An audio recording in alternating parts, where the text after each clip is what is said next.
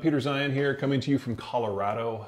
The news on March 21 was all about how the Europeans are starting to seriously discuss the concept of a full ban on all Russian oil, natural gas, and refined product exports. Now, this is still in progress. It's probably not going to happen this week because it requires a lot of countries that have been very hostile to the idea over the years of agreeing to go with it.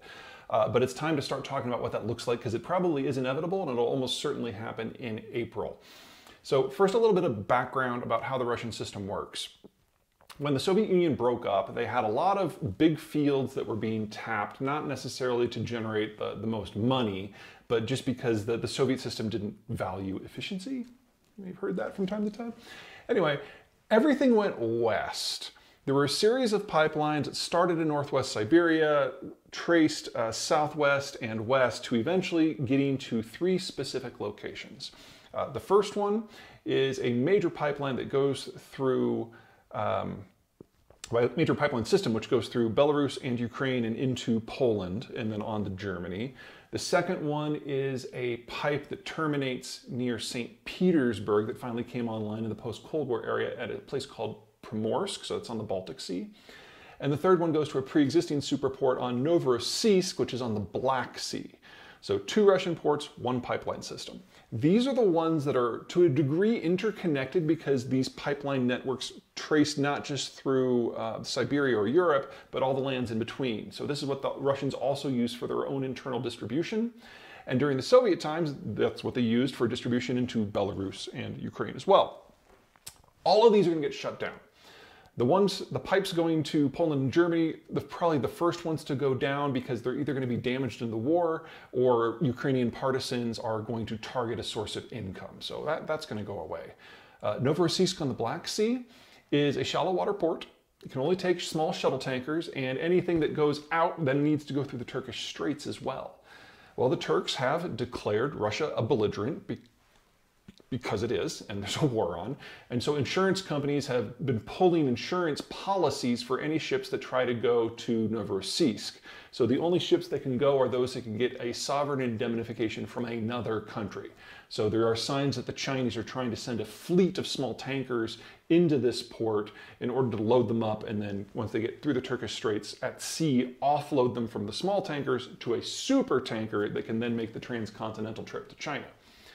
Up north on the Baltic Sea at Primorsk, there's not an insurance issue there, it's a captain's issue. Captains are refusing to dock at a Russian port, and then there are dock workers in Europe that are refusing to unload the cargo.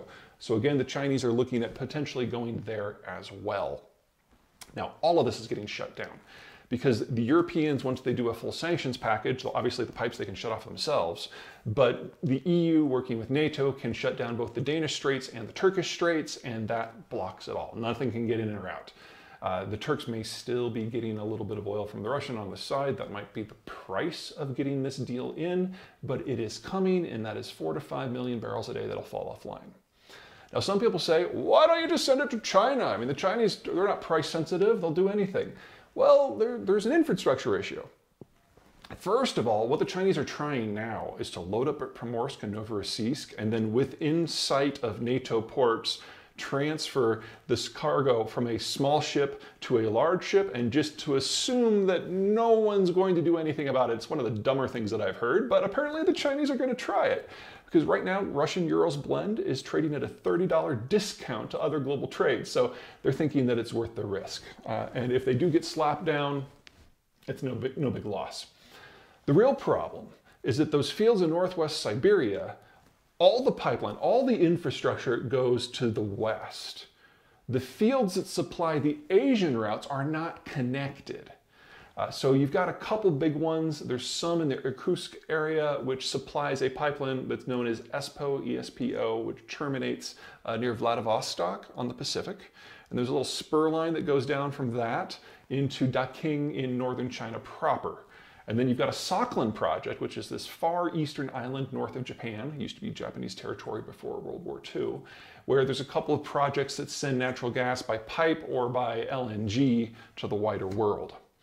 Now, the problem that the Chinese and everyone is going to have with these projects is that the Russians can't operate any of them themselves. These are all post-Cold War developments. Companies like Shell and Exxon run the Sakhalin projects, and services firms like Schlumberger and Halliburton are the only ones who can do the operations onshore that supply the ESPO line. Well, over the course of the war, they've all pulled out. In fact, Halliburton and Schlumberger just announced their withdrawal on March 18 and March 19, whereas Exxon was one of the first out the door. So the Russians can't keep this stuff going. And linking the Western infrastructure to the Eastern infrastructure would require a series of pipelines that are longer than the distance from Anchorage, Alaska to Miami through largely virgin terrain. That's a 10-year project. That's a $50 billion project, minimum, assuming nothing else goes wrong. So not only are we looking at a collapse in Russia's ability to send crude west, we're looking at a slower collapse in Russia's ability to send its pre-existing flows south to China. That's going to weaken over time. And don't think that the Chinese can come in and take care of this for the Russians, because the Chinese are even worse at oil tech than the Russians are. So the outcome of this war so far is condemning the Chinese to get less product out of Russia as opposed to more product. Fun times. Okay, that's it from me today. Until next time.